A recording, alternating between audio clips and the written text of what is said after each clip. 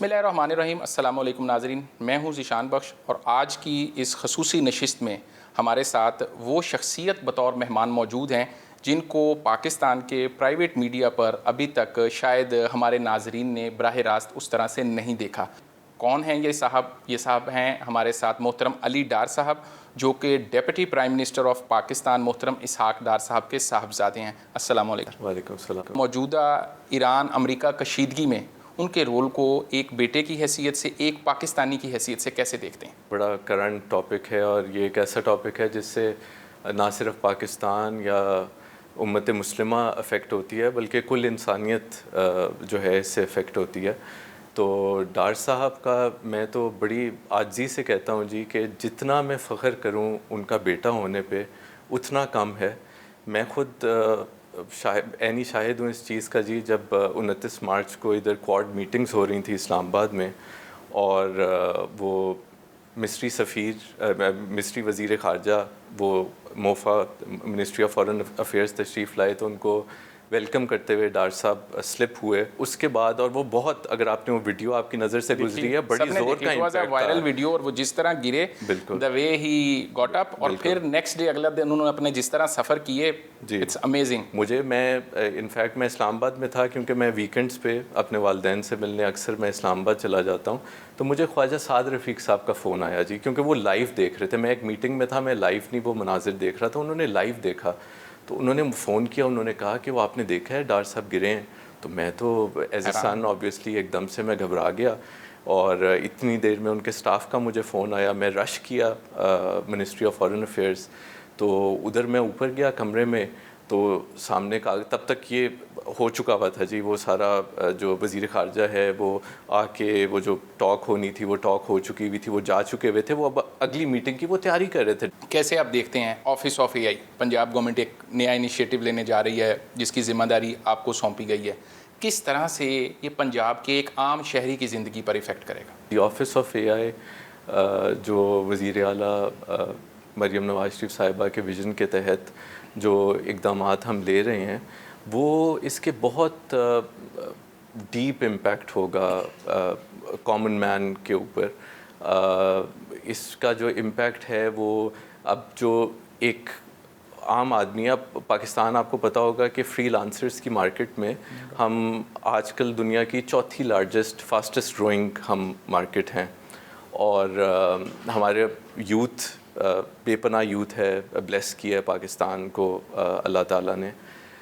تو ان کا, لیکن ابھی جو یہ فری لانسنگ کا جو کام کرتے ہیں وہ مطلب اوسطاً $500 منتھ کا کام کرتے ہیں. تو جو ہم اے آئی کو اپنے پنجاب کے نصاب کے اندر گریڈ 1 سے لے کے آ رہے ہیں. فری لانسر کا اسکل سیٹ آپ اپ گریڈ کریں گے تو وہی بچہ جو ابھی $500 منتھ کما رہا ہے وہ مے بی 5 سے 10 گنا کمانے لگ جائے گا, کیونکہ اتنا اس کی with some basic training and some basic skill set upgrade اتنا اس کا فرق پڑ جائے گا جی. بہت ساری ایپ ہے, جیسے ہمارا نادرا ہے, پاسپورٹ ہے, ہماری سیف سٹی ہے, بہت سے ادارے اتنی ساری ٹیکنالوجی کو اس تیزی سے لا رہے ہیں کہ وہ جو آفیسز میں جانے والے کام ہیں وہ سب اب گھر بیٹھے ہو رہے ہیں. تو اس سے ایک بہت بڑے لوگ بے روزگاری کی طرف نہیں جائیں گے. آج کل کے دور میں آپ انٹرنیٹ کے بغیر زندگی کا تصور کر سکتے ہیں؟ نہیں کر سکتے. ہماری آپ کی عمر کے لوگ تو نہیں کر سکتے. بڑے تو کہتے ہوں گے کہ بڑے کر سکتے, وہ ریٹائرڈ لائف اگر کوئی گزار رہے ہیں, لیکن اگر نارمل ایک بندہ ہے, وہ جو دیکھیں مزدور جو ہے وہ اگر کام کر رہا ہے, برک لینگ کا کام کر رہا ہے, اس طرح کی جابس کے اندر تو وہ تو ہے. لیکن جن لوگوں کا ایک سرکاری دفتر میں جا کے کام کرنا ہے, جن لوگوں نے کمپیوٹر کا استعمال کرنا ہے, ان کے اسکل سیٹ کو اپ گریڈ کرنا بہت ضروری ہے. اس کی آپ سیفٹی اور پروٹیکشن کو کیسے میک شور کریں گے؟ وہ بالکل کر رہے ہیں ہم. جو ابھی میڈم انشاءاللہ اگلے مہینے میڈم چیف منسٹر ہمارا جو پورا ایک اے آئی ویژن 2029 ہے اس کو باقاعدہ لانچ کریں گی. اس کے اندر جتنے ڈفرینٹ آپ کچھ بھی anything and everything to do with A I, وہ ہم نے کوشش کی ہے کہ ہم اس کے اندر کور کریں. تو اس کے اندر گورننس بھی, اس کے اندر آپ کا انفراسٹرکچر بھی, تو ہم ہر چیز کو دیکھ رہے ہیں کہ ہماری جو کمپیوٹ پاور ہے وہ پاکستان کے اندر اتنی موجود ہو کہ ہم باہر کے ملک کی کمپیوٹ کو پہ ریلائی نہ ہمیں کرنا پڑے. ہمارا ڈیٹا کی جو سٹوریج ہے وہ ملک کے اندر ہو, ہماری ڈیٹا کی پروسیسنگ ملک کے اندر ہو. وہ اس لیے بھی بہت ضروری ہے کہ ہماری ویلیوز کے اندر اور ویسٹ کی ویلیوز کے اندر فرق ہے. ہم ڈیلیوری یونٹ جو ہے وہ اس طرح پرائیویٹ سیکٹر سے ایک اسپیشلائز ٹیم اپنے ساتھ ملاتا ہے تاکہ آپ موسٹ ایفیشینٹ مینر کے اندر اپنے کے پی آئیز کی ڈیلیوری پہ کام کر سکیں. آپ کیسے دیکھتے ہیں ان ساری چیزوں کو کہ پریکٹیکلی کتنی جلدی آپ Nawaz Sharif I T city کو آن گراؤنڈ پریزنٹ کرنے جا رہے ہیں, اور کیا آپ سمجھتے ہیں کہ کس حد تک یہ بینیفیشل ہوگا؟ این ایس آئی ٹی کے اندر اور ڈیٹا سینٹرز ہیں, اس کے اندر نالج پارک ہے, اس کے اندر یونیورسٹیز آ رہی ہیں, تو بہت کام ہو رہا ہے. اور پھر یہ جو آپ کو پتہ ہے کہ ایک ٹیک کے حوالے سے یہ بڑے گلوبل پلیئرز کو اور سٹارٹ اپس کو سب کو اٹریکٹ کرے گا, کیونکہ اس کے اندر 10 سال کے لیے ٹیکس کی چھوٹ ہے جی اس زون کے اندر. پہلے جو ان کا ہدف تھا وہ 2027 کے آخر میں اس کو انفراسٹرکچر کو کمپلیٹ کرنے کا تھا. اب آئی تھنک کہ وہ انشاءاللہ پری پون ہو جائے گا. آپ تو ابھی ریسنٹلی اس سسٹم میں جیلن ہوئے. عموماً لوگ 2 3 4 سال گزارنے کے بعد جو سیاسی لوگ ہوتے ہیں وہ کہتے ہیں جی بیوروکریسی نے کام نہیں کرنے دیا, ریڈ ٹیپ نے کام کرنے نہیں دیا. آپ کے ساتھ بیوروکریسی کا کوآپریشن کیسا ہے؟ کیسے سمجھتے ہیں کہ بیوروکریسی بھی اپ گریڈ ہو رہی ہے, ساتھ ساتھ ان چیزوں پر تعاون کر رہی ہے, یا کسی سٹیج پہ اگر یہ چیزیں کمپلیٹ نہیں ہوتی تو علی ڈار صاحب کے پاس بھی یہی جواب ہوگا کہ جی مجھے بیوروکریسی نے کام نہیں کرنے دیا, میں تو بڑی لگن سے کام کرنا چاہ رہا تھا؟ نہیں, میری الحمدللہ جو لیڈر ہیں جی وزیر اعلیٰ پنجاب مریم نواز شریف صاحبہ, انہوں نے ایک بہت ہی ہیلدی کلچر پنجاب کے اندر رکھا ہوا ہے, اور اس کلچر کی وجہ سے, ان کی لیڈرشپ کی وجہ سے بیوروکریسی جو ہے نا اس کے پاس اور کوئی آپشن ہی نہیں ہے کہ ان کی پیس پہ چلے. اور ایسا نہیں ہے کہ وہ بحالت مجبوری چل رہے ہیں, انہوں نے یہ دیکھا ہے کہ وزیر اعلیٰ پنجاب مطلب کتنا ڈیپ امپیکٹ لوگوں کی زندگیوں پہ ان کے پہلے 2 سال کے اقدامات سے پڑ رہا ہے. تو وہ بھی مطلب آفٹر آل ہر ایک کے اندر پیٹریوٹزم ہوتا ہے جی. ہماری بیوروکریسی بھی جب ایک لیڈر ان کو اتنا اچھا مل گیا ہے تو وہ بھی ایک بہت ہی پازیٹیو وے میں آگے چل رہے ہیں. 2029 کا جو آپ نے ٹارگٹ سیٹ کیا ہے جی, یہ کتنا حقیقی ٹارگٹ ہے اے آئی کے میدان میں اس انقلاب کو لے کر, اور آپ کیا سمجھتے ہیں کہ اس کو آپ 2029 تک اچیو کر پائیں گے؟ میں تو بہت پر امید ہوں کہ انشاءاللہ یہ ہم 2029 تک پنجاب کو اس پورے خطے کا سب سے زیادہ اے آئی انیبلڈ صوبہ بنانے کا جو ہدف ہے وہ ہم انشاءاللہ اچیو کر لیں گے جی. جب گھر میں سیاست ہو, کبھی اس سے پہلے خیال نہیں آیا کہ میں بھی ایکٹیولی پالیٹکس میں حصہ لوں یا پالیٹکس میں آؤں؟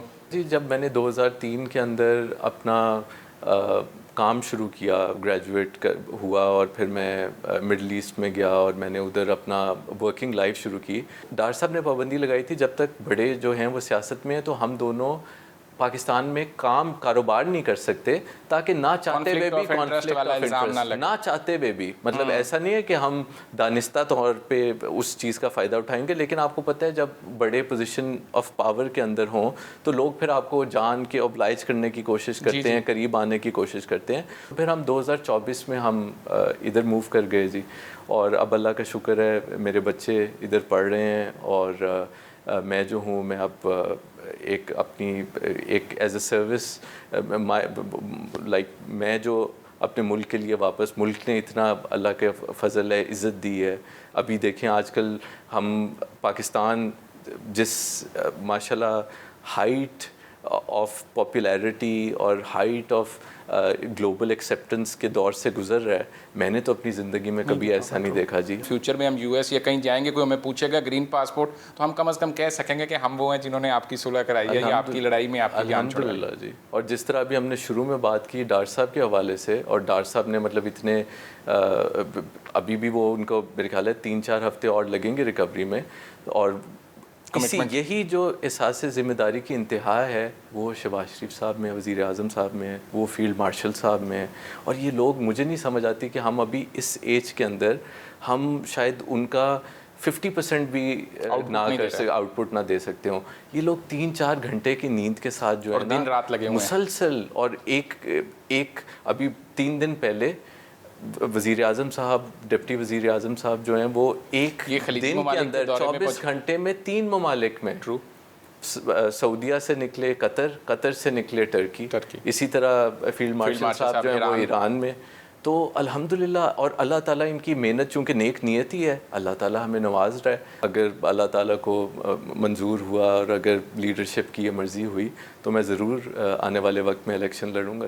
5 سال بعد جب ہم یا پاکستانی قوم یا اہل پنجاب مڑ کر دیکھیں تو وہ کیا دیکھیں کہ وہ کون سی انقلابی تبدیلیاں ہیں جو علی ڈار نے پنجاب میں کی ہیں جو لوگوں کے لیے فائدہ مند ہیں؟ میرا یہ خواب ہے اور میرا یہ ویژن ہے کہ آج سے 1 یا 2 سال کے اندر پنجاب ورلڈ اکنامک فورم پہ جا کے ڈیووس کے اندر باقی دنیا کی تمام اے آئی منسٹریز کو لیکچر کر رہا ہو کہ کس طرح اتنی قلیل مدت کے اندر ہم وہاں پہنچ گئے جہاں اتنے ممالک 5-10 سال میں نہیں پہنچ سکتے. بہت بہت بہت شکریہ علی ڈار صاحب آپ کا وقت دینے کا. ناظرین، آپ نے گفتگو سنی اور بڑے کلیئر ایجنڈا کے ساتھ صرف اور صرف جو حکومت کے بقیہ 3 سال ہیں ان کا یہ کہنا ہے کہ اس میں ایسا آبجیکٹ یہ سامنے لے کے آئیں گے کہ اس کے بعد صرف پاکستانی نہیں دنیا بھر میں لوگ پنجاب کی مثال دیں گے. جس طرح پہلے وزیر اعلیٰ پنجاب کا جو صفائی کا ماڈل ہے اس کی مثال دی جاتی ہے، شہباز شریف کی شہباز سپیڈ کی مثال دی جاتی تھی، اب آنے والے سالوں میں وزیر اعلیٰ پنجاب مریم نواز کے جو پروجیکٹس ہیں